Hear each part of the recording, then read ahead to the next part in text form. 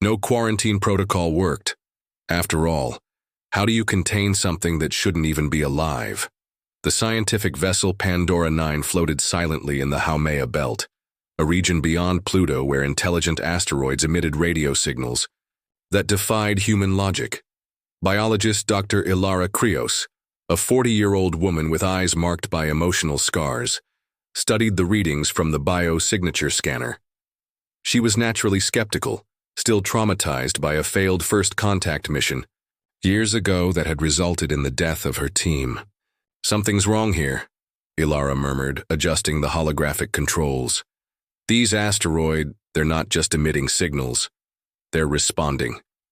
Chief Engineer Rin, a gaunt man with hollow eyes, addicted to neural stimulants to endure long space voyages, approached with a cup of synthetic coffee. "Responding to what exactly? There's nothing here but rock and ice." Elara ignored the comment. Something about those signals unsettled her.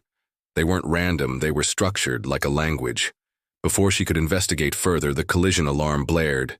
"Impact imminent," the autopilot warned. The ship jolted violently, and the screens displayed a dark mass approaching. It wasn't an asteroid. It was something organic.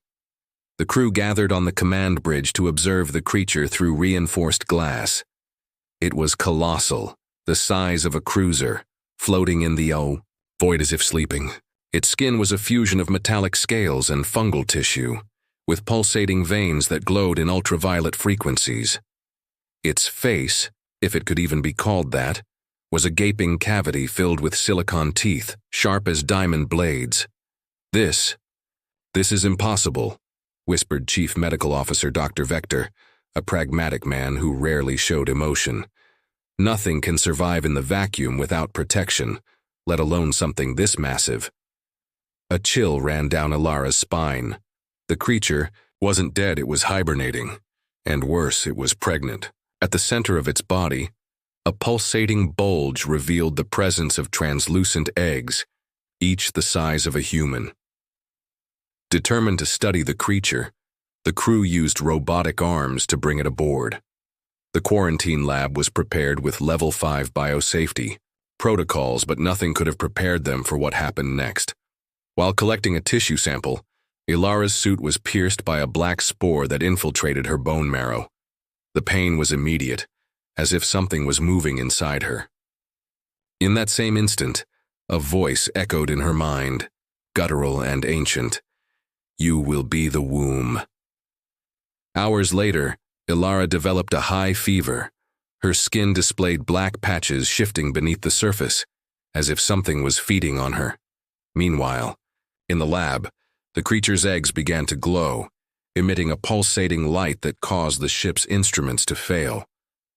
Rin, now visibly shaken, suggested destroying the creature and ejecting it into space, but Elara knew it was too late. The spores were already aboard, and they were multiplying.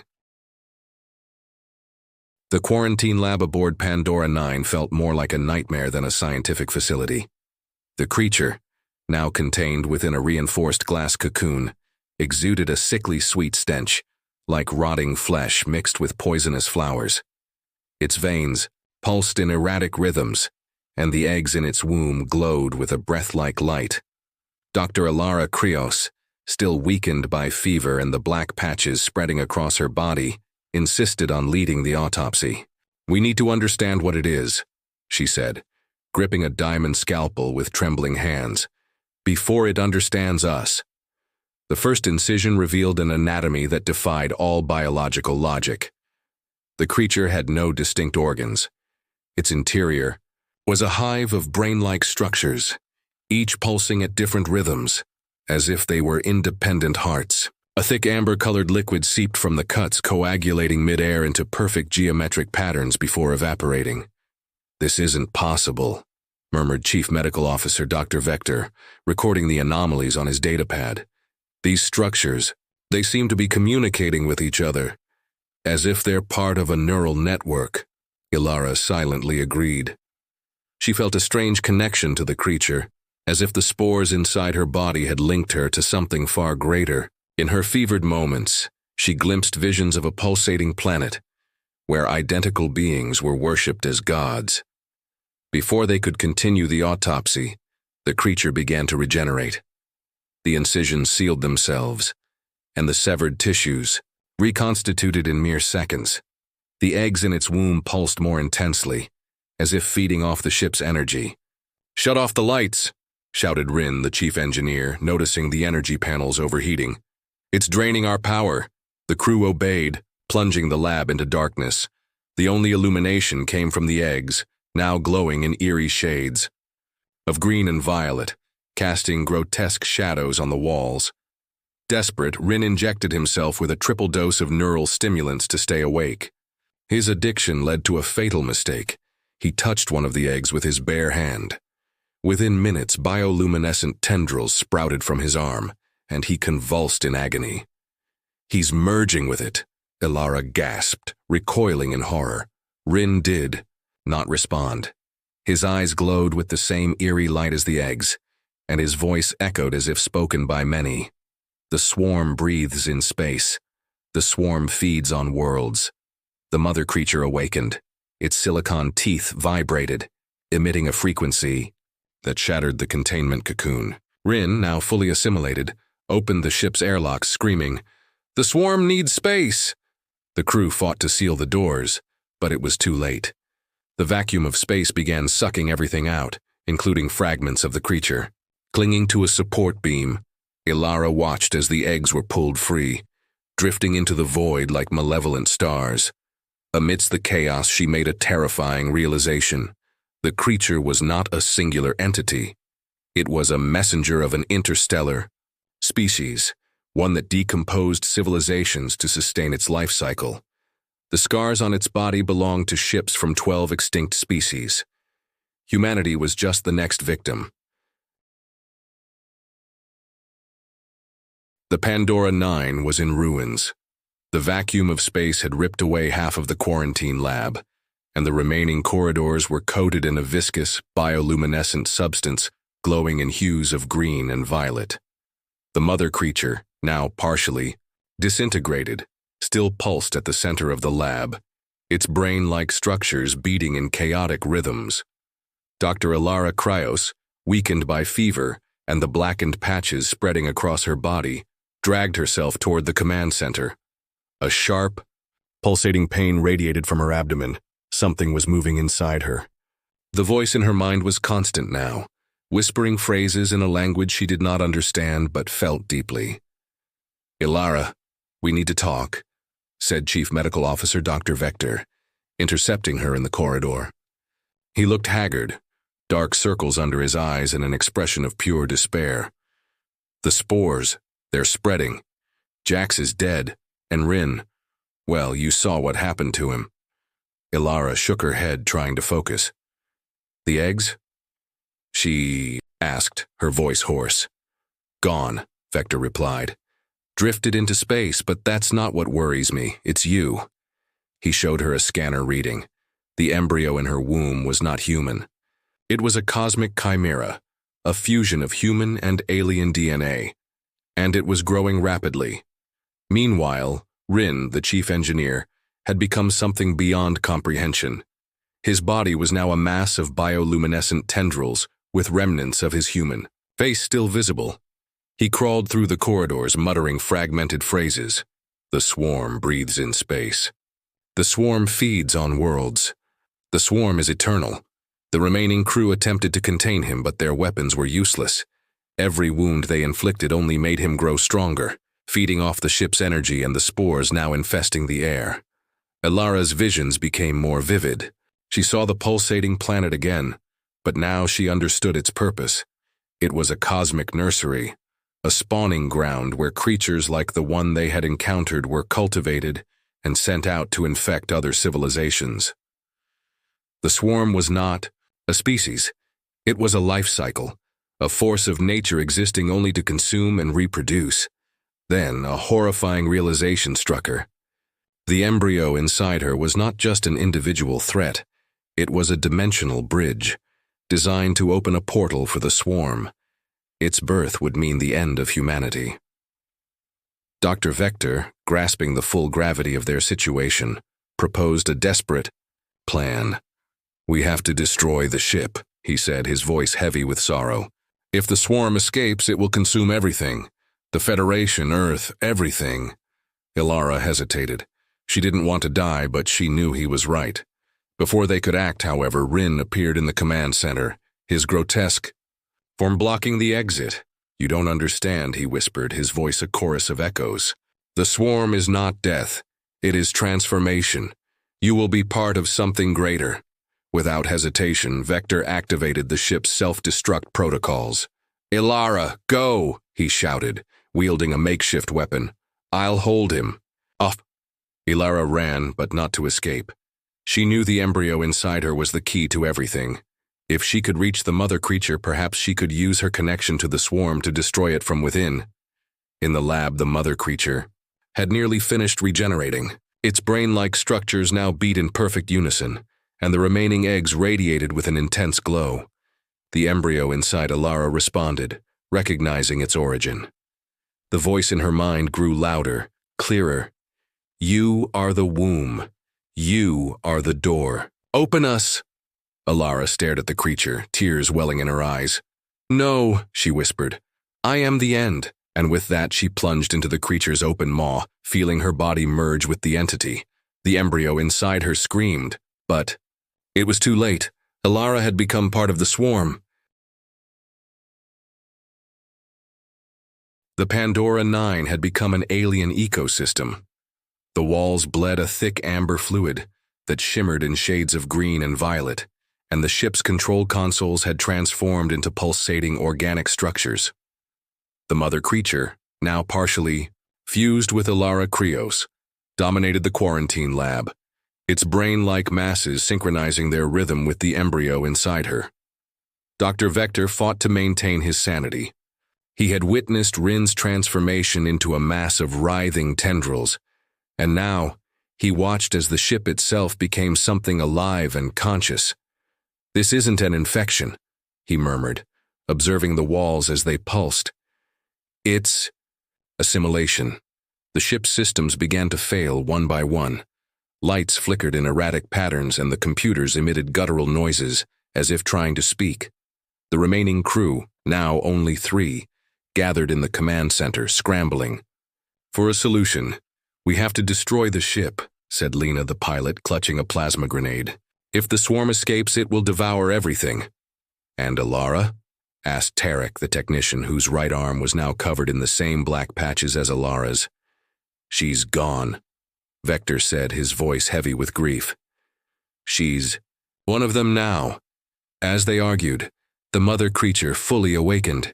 Its silicon teeth vibrated, emitting a frequency that shattered the reinforced glass of the lab. Elara, now unrecognizable, emerged from the creature's maw. Her body fused, with tendrils and brain-like masses.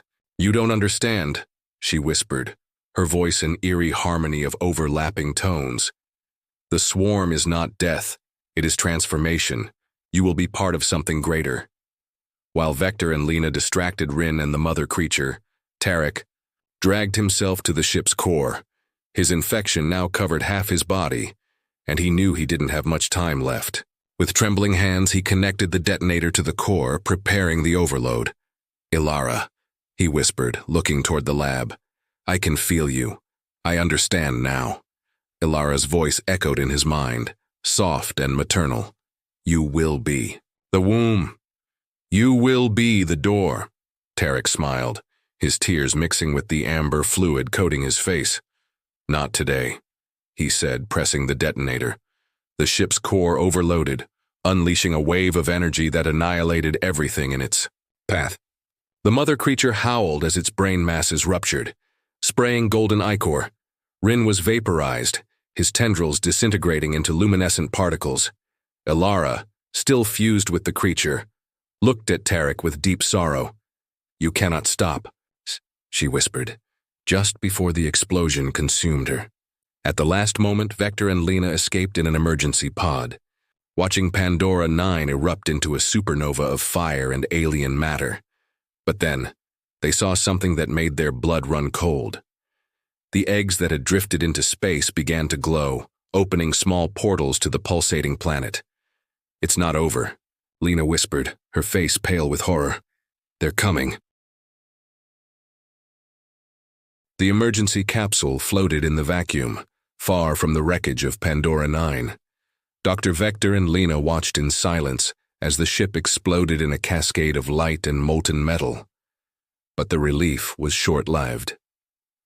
"Look," Lena whispered, pointing at the debris. The eggs that had drifted into space began to glow with an unbearable intensity. Small portals opened around them, revealing glimpses of the pulsating planet, a world of living flesh and colossal brains, where creatures like the one they had encountered were bred and sent to infect other civilizations. "They're coming, Vector," said his voice heavy with despair. "We need to warn the Federation." Before they could act, a figure emerged from the wreckage. It was Elara Krios, or what was left of her. Her body was unrecognizable, fused with tentacles and cerebrozoids, but her eyes still held a glimmer of humanity. "You cannot run," she whispered, her voice echoing in Vector and Lena's minds. "The swarm is already here. I am the gate." Elara floated toward the capsule, her tentacles extending like the roots of a cosmic tree. Vector and Lena backed away, but they knew there was nowhere to run. Vector, in a moment of clarity, realized that Elara still had some control over the swarm. "Elara," he said, looking at her with pain-filled eyes. "You can stop them. You can close the portal." Elara hesitated. The voice of the swarm in her mind was overwhelming, but she could still hear her own voice, faint and distant. I don't know how," she whispered, her voice trembling. "Use the embryo," Lena said, holding the improvised detonator that Tarek had used. "It's the key. If you destroy it, the portal might close." Elara looked at the embryo in her womb, now nearly fully formed. It pulsed with an intense light, as if aware that its birth was near. The voice of the swarm in her mind grew louder, more insistent. "You are the womb. You are the gate. Open us." Elara closed her eyes, feeling tears slide down her deformed face. She knew what had to be done. "Go," she whispered, looking at Vector and Lena. "I will hold them here." Before they could protest, Elara used her tentacles to push the capsule away, toward the edge of the star system. Vector and Lena screamed, but it was too late. Elara was already moving toward the eggs, her body glowing with an intense light. "I am the end," she whispered before activating the detonator. The explosion was cataclysmic. The eggs were vaporized, and the portals began to close. The swarm roared in fury, its voices echoing through the vacuum like a scream of pain and rage. When the cosmic dust settled, there was no sign of Elara or the eggs. The portals were closed, and the pulsating planet had vanished. Vector and Lena floated in silence, witnessing the destruction from afar. They knew that Elara's sacrifice had saved humanity, but they also knew that the swarm would not be easily forgotten. "She did this for us," Lena whispered, her tears floating in the vacuum. "No," Vector replied, his face dark. "She did this for all of us." The emergency capsule drifted toward the edge of the star system, carrying the only survivors of Pandora 9, Dr. Vector and Lena. The silence inside the capsule was oppressive, broken only by the soft hum of the life support systems. Both knew that Elara's sacrifice had sealed the portal to the swarm, but they also knew the price had been immense. "She did this for us," Lena whispered, her tears floating in the vacuum. "No," Vector replied, his face dark. "She did this for all of us." When the capsule was rescued by a Galactic Federation ship, Vector and Lena were placed under strict quarantine. They reported everything that had happened, but their stories were met with skepticism. The Federation was not prepared to accept the existence of a cosmic entity like the swarm. "You're in shock," the intelligence officer said, reviewing the reports. Pandora 9 was destroyed due to a core failure. Nothing more. Vector and Lena knew it was pointless to argue. The Federation was more interested in maintaining order than facing the truth. In the months that followed, Vector and Lena were subjected to a series of medical and psychological examinations. Both showed signs of post-traumatic stress, but no evidence of infection from the swarm's spores. Still, Vector noticed something strange. His old scars began to itch, and he had recurring dreams of the pulsating planet. Lena, on the other hand, began to hear whispers in her mind, especially when she was alone. They were faint at first, but grew louder each night. "You are the womb," the voices whispered. "You are the gate." Meanwhile, in a remote space station, a scientist analyzed debris recovered from the Pandora 9 explosion site. Among the wreckage was a fragment of a neural implant with burn marks. When he touched it, his screens flickered 3 times. In the reflection of the glass, he saw Elara behind him, black eyes, smiling. "Did you really think it was over?" The Galactic Federation classified the Pandora 9 incident as a biohazard level 5 accident. No trace of the creature or the eggs was found, until probes on Mars detected black spores growing in the red sands. In a lunar colony, a baby was born, with completely white eyes. Its first word was swarm, and as it cried, the colony's lights flickered 3 times. On the medical monitor, its DNA showed sequences identical to those of the creature. Vector and Lena were discharged from active service, but they never fully recovered. They knew the swarm had not been defeated, only delayed. "They're here," Lena whispered one night, staring at the starry sky. "They've always been here." Vector did not respond. He knew she was right. The swarm was more than a cosmic entity. It was a cycle of life, a force of nature that existed to consume and reproduce. And humanity was just another step in its journey. In a hidden laboratory on a space station in the Purple Lagoon, scientists examined the fragment of a neural implant found among the wreckage of Pandora 9. They didn't know what it was, but they were determined to find out. "Incredible," one of the scientists murmured, observing the readings. "It seems to be alive." At that moment, the lab lights flickered 3 times.